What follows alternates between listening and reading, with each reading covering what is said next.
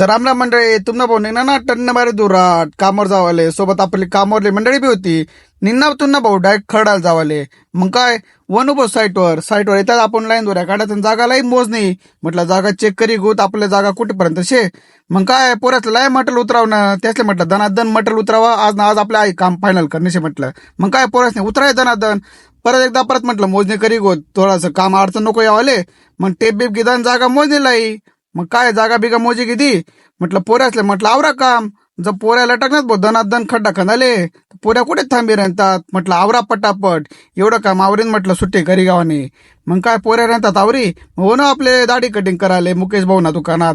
म्हटलं आज हँडसम मजूही पाहत म्हटलं कसे वाटत. म्हटलं काय ऑलरेडी आपण तसंच बुवा, तसे म्हणाल काही अडचण नाही. म्हटलं वही पाहत हँडसम, मग दाढीला कटबीट मारा. रोशन भाऊ लागणे भूक. रोशन भाऊ म्हणे चल म्हणे नाश्ता करायला. मग वनूच भाऊ नाश्ता करायला. थोडासा गिदा भाऊ आपण बेळ बत्ता खाई. म्हटलं चला नाश्ता वही घ्या. तर निघूत म्हटलं. तर निघून डायरेक्ट आपण विकी भाऊकडे वनत आपल्या गाडीनं थोडं किरकोळ काम करणं होतं. विकी भाऊ म्हणे इथे तर भलतीच गर्दीश आहे म्हणे, होणार नाही. म्हटलं काय तुला मित्रांना फायदा.